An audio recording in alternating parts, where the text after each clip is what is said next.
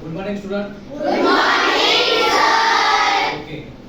आज आपण या ठिकाणी पाठ 16वा सफर मेट्रोची मराठी विषयामधील हा आपण धडा अभ्यासणार आहोत आणि या धड्याची आपण सुरुवातीला ओळख करून घेऊ.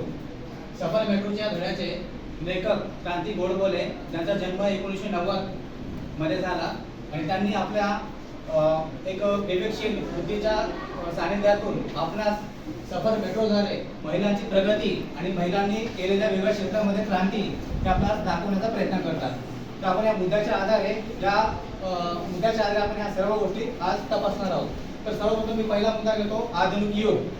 आता आधुनिक युगामध्ये आधुनिक युगाच्या सुरुवातीला वेगवेगळ्या विज्ञान आणि तंत्रज्ञानाची सुरुवात होत गेली आणि या सुरुवात झाल्यामुळं आपणास रेल्वे, विमानसेवा आणि अशा बऱ्याच ज्या सुखसुविधा आपणास एका ठिकाणी दुसऱ्या ठिकाणी जाण्यासाठी जे लागणाऱ्या गरजा असतात ते पूर्ण करण्यासाठी त्या आधुनिक युगामध्ये सुरुवात झाली.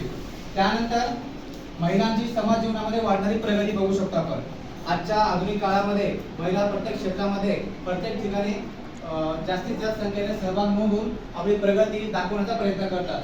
आपण यामध्ये बघू शकतो सफर मेट्रोच्या पाठामध्ये एक महिला जिचं नाव रुपाली चव्हाण ही सफर मेट्रोच्या पाठामधून आपणास त्या मेट्रो ट्रेनविषयी माहिती देत आहे आणि त्या मेट्रो ट्रेनविषयी वेगवेगळ्या स्वरूपामधून लोकांची कशी सेवा केली जाते त्याचं सविस्तर वर्णन ती या पाठामधून देण्याचा प्रयत्न करते. त्यानंतर पॉईंट 3 रेल्वेची सुरुवात. आता रेल्वेची सुरुवात आपण पाहू शकतो 16 एप्रिल 1853 या दिवशी पहिली रेल्वे सुरू झाली मुंबई ते ठाणे. तसेच 1925 मध्ये सुद्धा विजेवर चालणारी रेल्वे सुरू झाली मुंबई ते कुर्ला.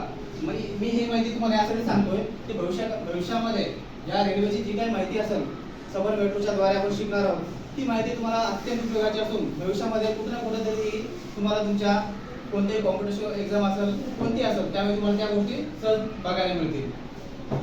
त्यानंतर महिलांचा सहभाग. आता महिलांचा सहभाग प्रत्येक क्षेत्रामध्ये आपण पाहत असतो. त्यामध्ये बघा क्रीडा. आता क्रीडेमध्ये तुम्हाला सहजच माहिती आहे महिलांचा कोणकोणता समावेश असतो. ते सानिया मिर्झा आणि आपली रावळपिंडी असते म्हणून कविता रावतीची ओळख आहे, माहिती असेल ना तुम्हाला सगळ्यांना. त्यानंतर विज्ञान. आता विज्ञान क्षेत्रामध्ये तुम्ही आज पाहता आपल्या अंतरिक्षमध्ये तब्बल 6 महिने वर अंतरिक्षमध्ये पूर्णपणे प्रयाण करून त्या ठिकाणची माहिती सविस्तर गोळा करणारी सुनीता विल्यम्स ती आता आपल्या भारतामध्ये जुलै या महिन्यामध्ये पोहोचणार आहे. ती तुम्हाला माहिती असायला पाहिजे. त्यानंतर कल्पना चावला जी अंतराळामध्ये वेगवेगळ्या संशोधनासाठी कार्यरत होती.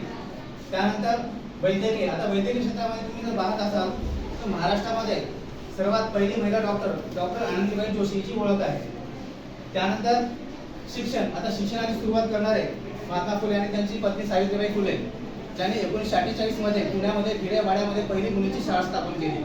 आता मुलींच्या शाळेमुळेच आज आपण सर्व मुली समाज जीवनामध्ये जे काही मुलींसाठी शिक्षणाची सुविधा असेल ती त्यांच्याकडून सुरुवातीला म्हणायला काही हरकत नाही.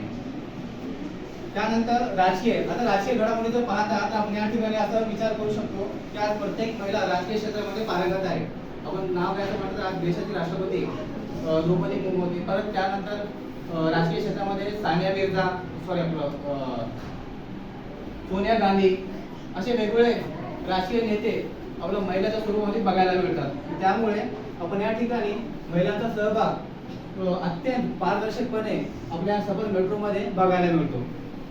त्यानंतर ज्यावेळेस ही सफर मेट्रोमध्ये मुंबईमध्ये जी काही रेल्वे सुरू झाली ती रेल्वे ज्यावेळेस सुरुवात झाली. आता तुम्ही पाहता नवीन एखादी गोष्ट तयार झाली तर त्या गोष्टीसाठी प्रत्येक व्यक्ती धावपळ करत असतो की त्यामध्ये स्वतः समावेश होणे किंवा त्या रेल्वेमध्ये प्रवास करण्याची त्याची इच्छा असते ती एकदम आकांक्षा वाढून जाते आणि त्या ठिकाणी काय होते त्या रेल्वेमध्ये प्रवास करण्यासाठी झुंबड होत असते, गर्दी होत असते आणि गर्दी कुठेतरी नियंत्रणामध्ये आणण्यासाठी त्या गर्दीला सुरक्षेसाठी वेगवेगळ्या फोर्स तैनात असतात.